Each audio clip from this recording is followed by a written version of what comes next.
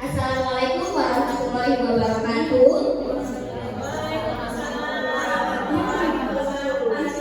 Terima kasih kepada Bapak Ibu Guru SDIT Amelia yang sudah menyempatkan waktunya untuk kita sama-sama belajar di ruang belajar ini. Baiklah, yang terhormat Ibu Kepala Sekolah atau yang mewakili, yang terhormat rekan-rekan guru, di sini saya akan melakukan diseminasi budaya positif.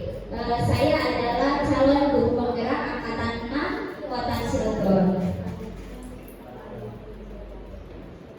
Inilah pembimbing saya di CDP, yaitu fasilitator saya adalah ada Bapak Putu Agus Eka Mastikaya SMPD, beliau adalah orang Bali.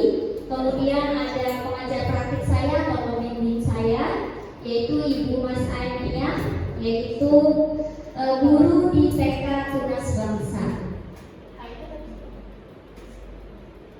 Sebelum kita pembelajaran, supaya kita nggak tegang, ice breaking dulu ya Bapak Ibu. Oke, boleh semuanya berdiri.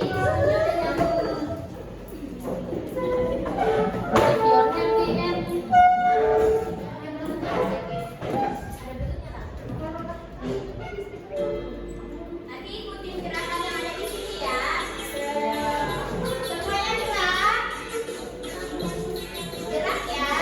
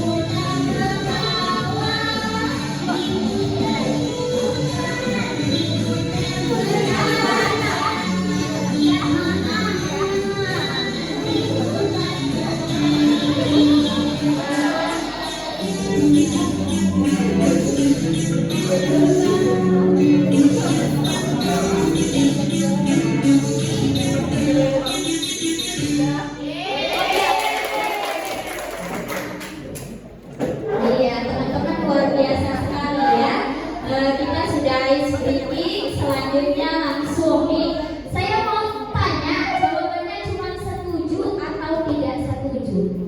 Teman-teman, hukuman dapat mendisiplinkan anak, setuju gak? Setuju. Setuju gak? Setuju. Oke, saya dengar semuanya rata-rata setuju ya. Kemudian pemberian hukuman dengan hal positif seperti membaca, membersihkan halaman sekolah dapat meningkatkan disiplin anak. Setuju nggak? Setuju nggak? Tidak. Oke. Yang ketiga, memberi penghargaan dapat meningkatkan motivasi belajar anak. Setuju nggak?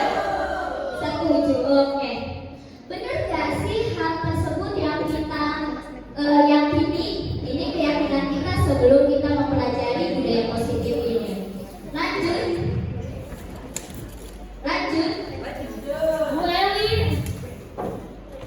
Oke.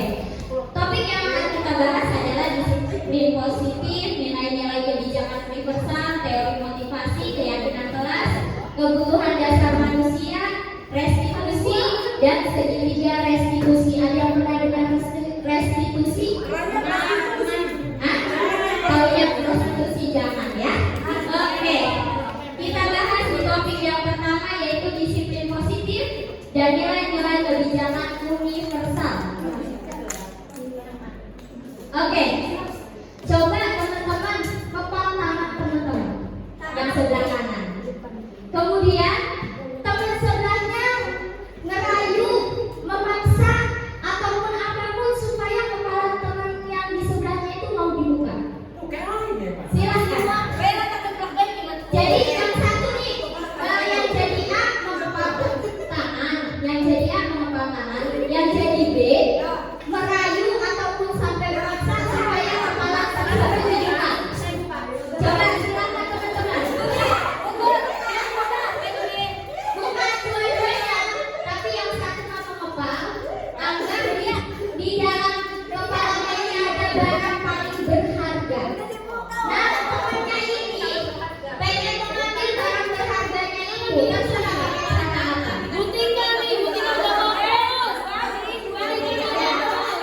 Silakan teman-teman.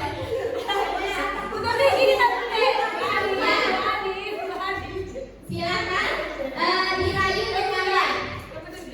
Sudah dirayu kan temannya?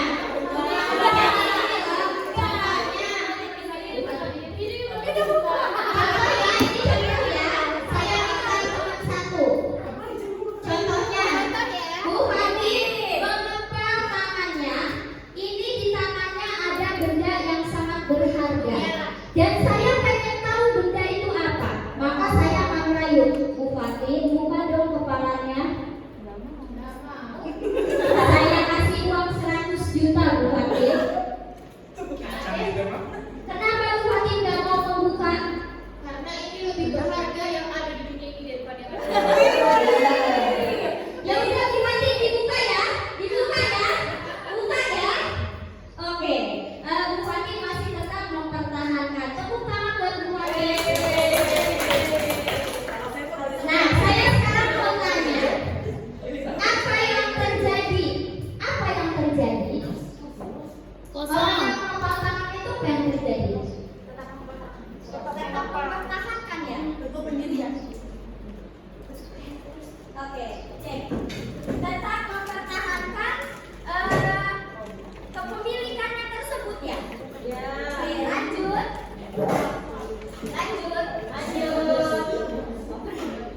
Saya masih gini aja. Oke. Nah, jadi dari kepalan tangan tersebut kita ilustrasikan ya. Guru mengontrol murid. Benar nggak sih guru yang mengontrol murid? Benar. Oke. Yang kedua, bahwa kritik dan membuat orang merasa bersalah itu akan menguatkan karakter orang. Benar nggak? Salah. Benar nggak?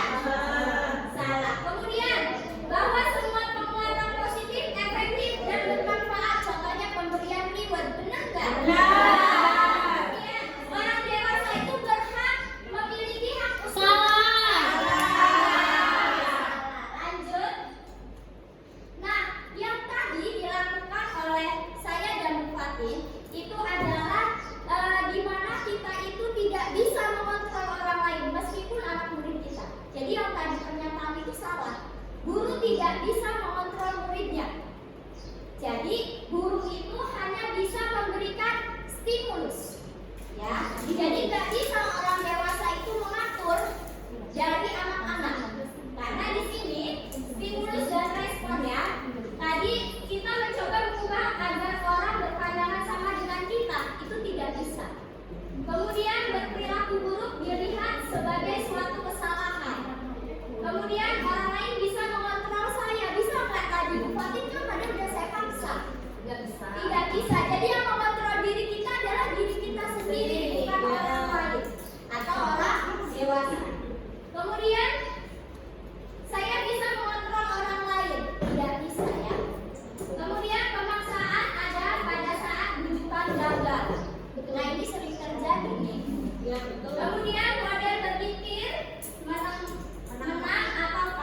Jadi kita itu masih berpikirnya ini menang atau kalah, menang atau kalah. Kemudian dalam teori kontrol, kita berusaha memahami pandangan orang lain. Ini mulai dia toleransi. Kemudian semua perilaku memiliki tujuan. Jadi kalau anak-anak melakukan sesuatu itu sebenarnya ada tujuannya. Terus hanya Anda yang bisa mengontrol diri Anda sendiri, bukan orang lain. Terus Anda tidak bisa mengontrol orang lain. Nah, kolaborasi dan konsensus menciptakan pilihan baru. Dan model berpikir menang-menang, tidak ada kalah. Lanjut. Nah, ini adalah disiplin positif. Disiplin positif ini adalah belajar kontrol dari diri dengan menggali potensi kita agar tercapai tujuan yang mulia, yaitu sesuatu menjadi seseorang yang kita inginkan berdasarkan nilai-nilai yang kita hargai. Kemudian semua perilaku memiliki tujuan. Contohnya, untuk menghindari hukuman saya datang pagi biar tidak dihukum. Atau untuk mendapatkan imbalan karena gurunya berkata kalau kamu datang tepat waktu dapat bintang 2. Nah, itu mengharap imbalan. Kemudian yang seharusnya muncul ke anak itu adalah menghargai diri sendiri. Jadi datang pagi itu karena ingin menghargai dirinya sendiri, bukan untuk mendapatkan imbalan ataupun menghindari hukuman. Nah, ini yang disebut dengan kebijakan universal. Caranya bagaimana? Dengan cara kita melakukan keyakinan kelas atau kesepakatan kelas. Kemudian kita sebagai guru itu ada 5 posisi kontrol. Apa saja sih? Yang pertama menghukum. Yang kedua membuat rasa bersalah. Yang ketiga sebagai teman. Yang keempat pemantau. Yang kelima manajer. Nah, dari 5 posisi kontrol ini yang paling baik adalah posisi yang kelima, yaitu manajer. Kalau mau hukum, contohnya contohnya adalah yang salah. Kamu gini, udah tulis surat Yasin 100 ayat. Contohnya, surat Yasin aja 100 ayat udah salah kan? Contohnya itu tidak bisa. Jadi tidak mau mendengarkan alasan murid langsung dihukum. Itu adalah posisi penghukum. Yang kedua, posisi pembuat rasa bersalah. Ketika kalian menangani kasus, teman-teman menangani kasus, kemudian ada kata-kata seperti ini. Apa kalian gak kasihan sama Bu Guru kalau kalian seperti ini saja? Itu adalah pembuat rasa bersalah pada diri anak. Kemudian yang ketiga adalah teman. Posisi ini anak dijadikan teman. Jadi berkomunikasinya pun seperti bersama teman. Yang keempat pemantau. Pemantau ini dibuat peraturan, ada konsekuensi dan sebagainya. Kemudian kalau anak-anak melanggar peraturan ada konsekuensinya. Itu hanya sebagai pemantau. Nah, yang kelima itu manajer. Ini adalah posisi paling tepat sebagai guru, di mana ketika kita menangani kasus, kita tidak langsung menghukum anak, tidak membuat rasa bersalah anak, tidak dijadikan teman akhirnya anak tidak sopan kepada kita, atau tidak hanya memberikan konsekuensi, tetapi kita akan menjalani segitiga restitusi. Apa sih segitiga restitusi? Nah, yang pertama menstabilkan identitas anak. Yang kedua validasi kebutuhan anak. Yang ketiga menanyakan keyakinan. Pernah nggak saya lakukan? Bu Guru pernah melihat saya melakukan segitiga restitusi? Pernah. Ada yang pernah mendengar? Pernah. Pernah. Oke. Kemudian ada lagi 5 kebutuhan dasar manusia. Jadi anak-anak ataupun kita sebagai manusia, ketika melakukan kesalahan itu biasanya ada kebutuhan yang tidak terpenuhi.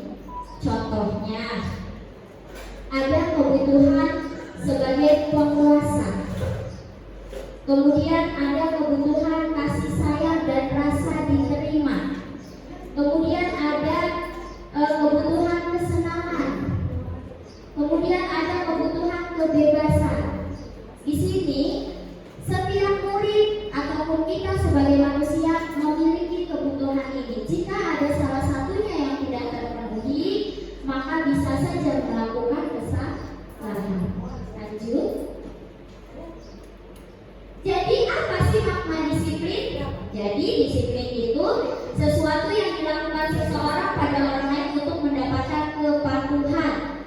Nah, jadi disiplin dengan ketidaknyamanan, bukan dengan apa yang kita hargai atau pencapaian suatu tujuan mulia. Jadi disiplin itu adalah sesuatu yang disadari oleh diri sendiri, bukan atas dasar paksaan. Lanjut. Ini nilai-nilai kebijakan universal. Kalau guru pembelajar atau komite pembelajar ini mudah hafal ya. Di sini ada mandiri, bernalar kritis, kebinekaan global, bergotong royong, kreatif, kemudian beriman, bertakwa kepada Tuhan Yang Maha Esa, dan berakhlakul karimah atau berakhlak mulia. Kemudian ada motivasi, hukuman, dan penghargaan serta restitusi. Oke, ini teori motivasi. Motivasi itu biasanya ada dari luar dan ada dari dalam. Nah, motivasi dari luar itu disebut motivasi eksternal. Sedangkan motivasi dari dalam itu motivasi internal. Kalau eksternal itu menghindari hukuman. Dia motivasinya karena menghindari hukuman. Kemudian ada lagi karena mengharap imbalan. Ada rewardnya. Sedangkan kalau motivasi internal itu karena dirinya sendiri, menghargai dirinya sendiri. Seperti saya akan menjadi orang yang seperti apa bila saya melakukannya. Jadi dia menyadari kalau dia melakukan A, saya bakal jadi apa gitu. Lanjut. Nah, ini adalah Ki Hajar Dewantara. Beliau mengatakan merdeka. Merdeka itu apa? Merdeka itu tidak hanya terlepas dari perintah, tetapi juga cakap untuk memerintah diri sendiri. Jadi yang namanya merdeka itu terlepas dari perintah siapapun, tetapi untuk memerintah diri sendiri.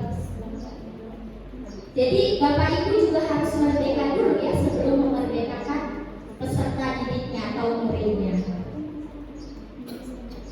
Selanjutnya ada restitusi yang tadi saya katakan, yaitu menciptakan kondisi bagi murid untuk memperbaiki kesalahan mereka sehingga mereka bisa kembali kepada kelompok mereka dengan karakter yang lebih kuat. Jadi di restitusi ini ketika ada murid yang melakukan kesalahan, ketika kembali ke kelasnya atau kembali bersama temannya, mentalnya tidak down, tetapi dia malah lebih kuat. Karena apa? Karena sudah distabilkan identitasnya. Nah, restitusi juga merupakan proses kolaboratif yang mengajarkan murid untuk mencari solusi untuk masalah mereka. Jadi bukan kita yang mencarikan solusinya, tapi mereka sendiri yang mencari solusi atas perbuatannya, supaya mereka menyadari bahwa perbuatannya salah dan mereka bisa memperbaikinya dengan cara mereka sendiri. Itu yang disebut dengan restitusi. Selanjutnya, ciri-ciri restitusi bukan untuk menebus kesalahan, namun untuk belajar dari kesalahan. Kemudian memperbaiki hubungan, tawaran bukan paksaan. Restitusi menuntut untuk melihat ke dalam diri. Restitusi mencari kebutuhan dasar yang mendasari tindakan, sebabnya mereka melakukan itu apa. Kemudian cara yang paling baik itu adalah restitusi. Dan restitusi itu fokus pada karakter, bukan tindakannya. Nah, restitusi juga fokus pada solusi, bukan Kemudian restitusi mengembalikan murid yang berbuat salah pada kelompoknya menjadi mental yang lebih kuat. Selanjutnya, adakah Bapak Ibu di sini yang sudah melakukan keyakinan kelas? Ada? Oh, ada. Pasti ada, karena kan sekolah kita ada guru atau komite pembelajar ya, Bu Ririn ya? Ya, sudah melakukan keyakinan kelas. Lanjut. Nah, mengapa sih kita harus melakukan peraturan? Contohnya, memiliki peraturan 3M, memakai masker, mencuci tangan, menjaga jarak. Kemudian, datang tepat waktu pada saat mengikuti pelatihan. Kenapa? Coba saya tanya, kenapa Bapak Ibu kalau naik motor pakai helm? Biar nggak hitam. Menghindari kecelakaan, biar nggak hitam, biar nggak kena debu, biar nggak ditilang. Terus, mengapa kita harus menaati 3M? Mencuci tangan, memakai masker, dan menjaga jarak, dan menghindari penyakit supaya terhindar dari COVID. Kemudian, kenapa kita harus datang tepat waktu di pelatihan? Ya, disiplin, mantap. Ya.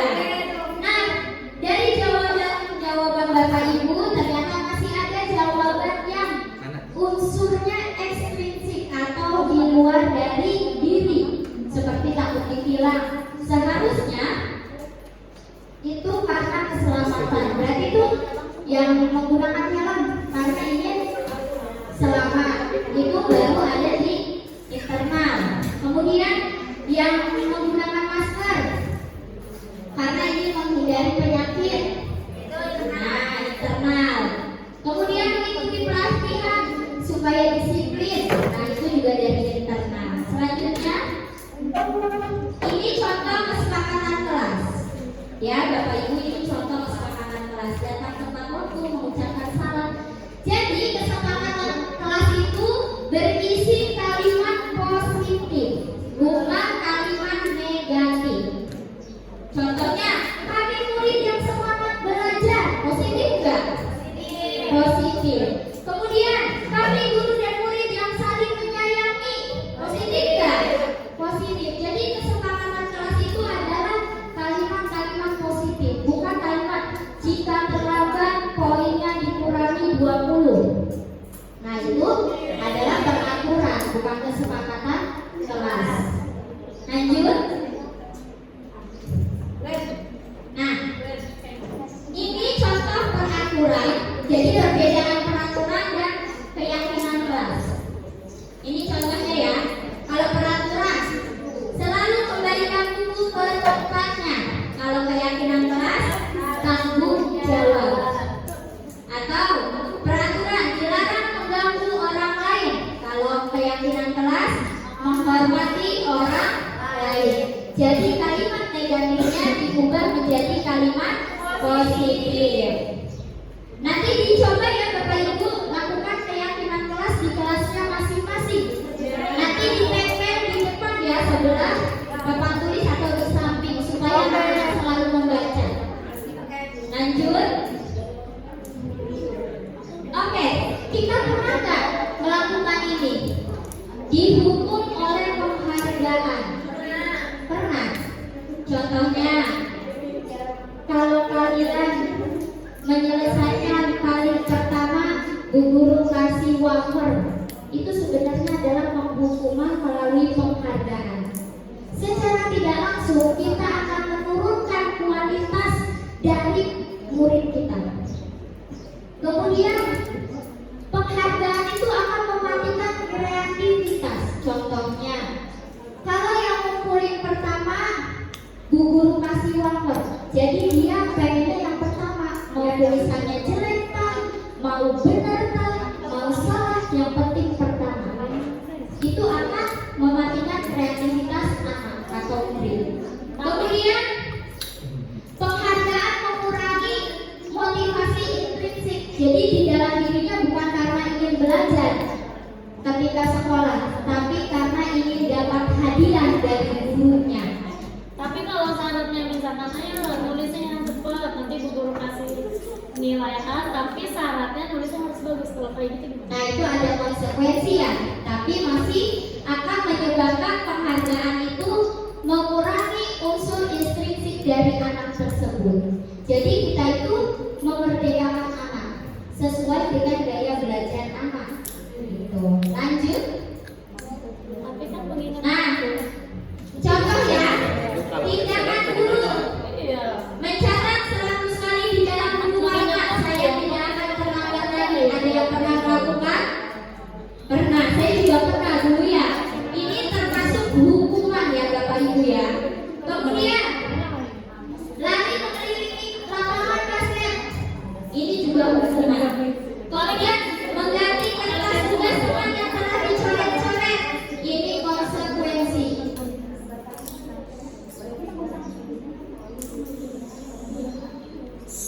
Kemudian membersihkan tumpahan air di meja tulis karena tersenggol pada saat belajar. Ini adalah konsekuensi. Nah, jadi ada hukuman dan konsekuensi. Selanjutnya, ini juga sama ya, perbedaan hukuman dan konsekuensi. Jadi kalau hukuman itu sesuatu yang menyakitkan harus terjadi. Jadi membuat anak itu down. Kalau konsekuensi sesuatu harus terjadi karena dia melakukannya. Kalau konsekuensi sebelumnya ada di peraturan, kalau hukuman itu terjadi secara langsung saat itu juga. Berarti kalau anak mainan air, konsekuensinya harus dibersihin. Iya sama anak tersebut. Berarti bukan masuknya ke hukuman. Iya, masuknya ke konsekuensi. Nah, kalau hukuman itu dipaksa, kalau konsekuensi itu diberi stimulus atau tanggapan dari gurunya. Kemudian, kalau hukuman itu dia akan mengonsep dirinya akan jadi lebih buruk lagi. Kalau konsekuensi akan ada konsep diri yang baik. Kalau anaknya nggak jerah gimana? Iya, masih diulang lagi. Berikan stimulus. Contohnya restitusi. Nah, nanti ada restitusi ya, Bu ya. Lanjutnya ya. Lanjut. Nah, ini ada identitas gagal, yaitu kalau kita melakukan hukuman dipastikan kita gagal untuk membentuk karakter murid. Sedangkan identitas yang sukses itu bisa dari konsekuensi dan restitusi. Kalau kita menggunakan hukuman, saya jamin 100% murid kita akan menjadi murid yang mentalnya jadi kurang bagus.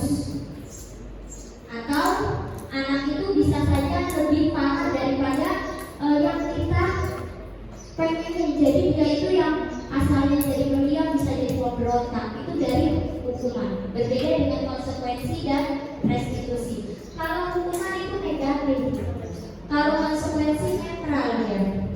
Kalau restitusi itu positif. kalau dari diam dari kontak gimana? Kalau dari diam dari kontak. Tadinya diem jadi berontak. Nah, yaitu mungkin efek dari hukuman yang asalnya pendiam jadi berontak bisa jadi efek dari hukuman. Nanti ya Bu ya. Oke, selanjutnya ada kebutuhan dasar manusia dan dunia berkualitas.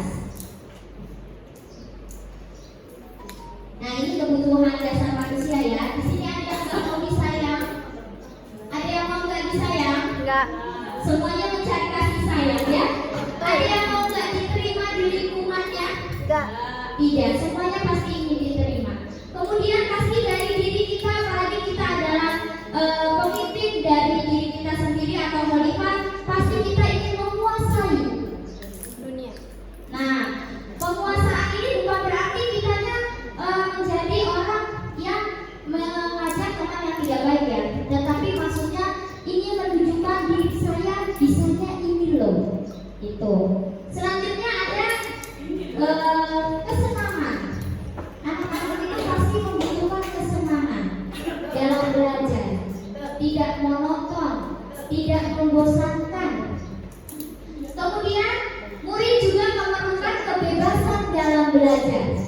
Jadi jangan sampai kita memaksakan sesuatu kepada anak yang memang tidak bisa melakukannya. Diumbar berarti. Bukan berarti diumbar. Selanjutnya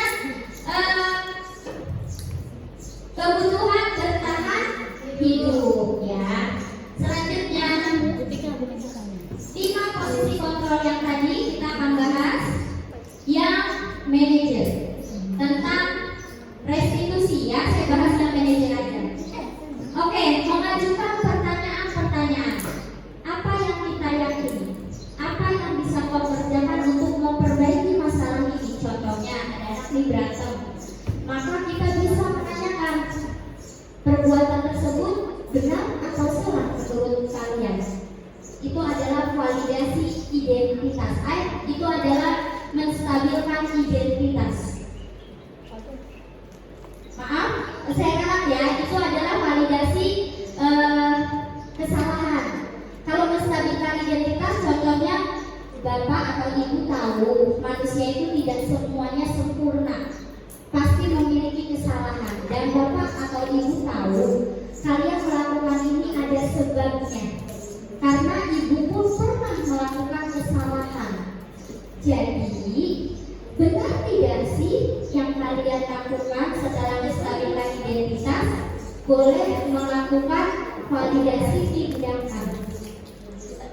Setelah itu baru, kalau mereka jawabnya belum benar bu, baru ditanyakan keyakinannya, apa yang harusnya kalian lakukan. Biasanya mereka bingung. Biasanya ada juga yang menjawab, harusnya nggak melakukan ini bu. Nah, setelah mereka mengakui kesalahannya, tahu cara memperbaikinya, apa yang kalian harus lakukan terhadap teman kalian? Nah, biasanya minta maaf bu, dan maaf-maafan. Jadi tanpa kita harus marah-marah, tanpa kita harus memberikan hukuman yang membuat lain jadi malas sama kita. Jadi kita bisa memperbaikinya dengan cara restitusi sebagai posisi manajer. Lanjut.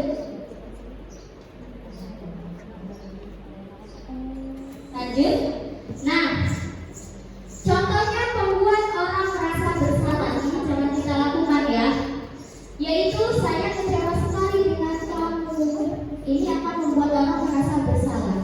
Jangan pernah kita lakukan kepada murid kita. Ini akan menjatuhkan mental. Atau kamu tidak pernah benar ya melakukannya, itu adalah hukuman. Secara otomatis di dalam dirinya akan mengatakan, apapun yang saya lakukan itu salah. Itu adalah penghukum. Kemudian kalau teman, ayo lakuin demi ibu ya, ayo dong tulis demi ibu. Itu adalah sebagai teman. Kemudian kalau teman tahu, apakah kamu mau mendapatkan stiker bintang hari ini? Kalau iya, kerjakan. Itu adalah pemantau. Nah, yang selanjutnya manajer. Bagaimana kamu bisa menyelesaikan masalah ini? Jadi dikembalikan lagi ke anaknya. Jadi mereka memvalidasi tindakannya dan mencari solusinya atas dasar diri mereka sendiri. Lanjut. Ini segitiga restitusi. Ini ya bentuk segitiga restitusinya. Ada menstabilkan identitas yang paling bawah, kemudian di sebelah kirinya ada validasi kebutuhan, kemudian yang sebelah kanannya menanyakan keyakinan. Ini adalah segitiga restitusi yang bisa kita gunakan kepada murid kita ketika murid kita ada permasalahan. Lanjut. Ini sudah saya lakukan aksi nyata budaya positif. Yang pertama ada melakukan kesepakatan kelas. Jadi di modul 1.4 saya telah merancang aksi nyata, yaitu berupa sikap mandiri yang akan dilakukan oleh murid kelas 5. Sikap mandiri yang seperti apa? Sikap mandiri yang dilakukan oleh anak-anak atau murid kelas 5 ini, ketika selesai makan siang, mereka membersihkannya tempat makannya, dirapikan kembali, kemudian ruang kelas serta depan kelas yang tadi digunakan untuk makannya pun dibersihkan lagi sendiri tanpa bantuan office boy. Dan selanjutnya, mandiri yang selanjutnya adalah melaksanakan piket tanpa paksaan dari guru kelasnya. Jadi secara otomatis mereka akan melakukan piket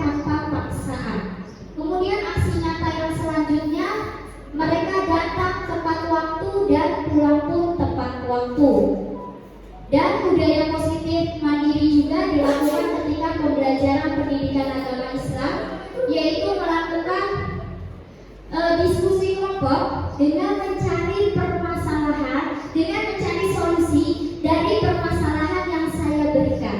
Dan itu sudah dilaksanakan, dan mohon doanya Bapak Ibu semoga bisa berkelanjutan. Amin. Dan kalau boleh, Bapak Ibu juga boleh melakukan hal yang sama atau melakukan hal yang lebih baik lagi untuk melakukan budaya positif di sekolah. Contohnya kayak menyambut siswa dengan 5S, itu budaya positif. Atau budaya positifnya setelah snack time sampahnya dipungutin, masukkan ke tempat sampah. Itu juga budaya positif Bapak Ibu. Silakan boleh dilakukan. Insya Allah budaya positif ini akan menciptakan karakter yang kuat untuk murid-murid kita kelak ke depannya. Ini boleh dilihat budaya positifnya. Lanjut Bu, aksi nyata budaya positifnya ini sudah dilaksanakan. Lanjut, yang tadi ada kegiatan belajar kelompok ya Bapak Ibu, untuk memecahkan masalah. Kalau yang di sebelahnya itu poster budaya positif mandiri. Jadi anak-anak itu bisa mencari referensi tentang mandiri itu melalui poster. Itu adalah salah satu dukungannya. Lanjut, ini anak-anak sedang piket membersihkan kelas sepulang sekolah sesuai dengan jadwal yang disepakati oleh guru dan murid. Lanjut, ini masih piket. Selanjutnya ini membersihkan tempat makan, kemudian tempat yang digunakan untuk duduk ketika makan atau depan-depan kelas ya. Ini masih ya disapu, dipel sama anak-anak. Bahkan anak dengan inisiatifnya sendiri membersihkan kaca yang mereka anggap kotor. Ini tanpa paksaan Bapak Ibu. Jadi mereka dengan sendirinya melakukan hal tersebut. Lanjut, terima kasih.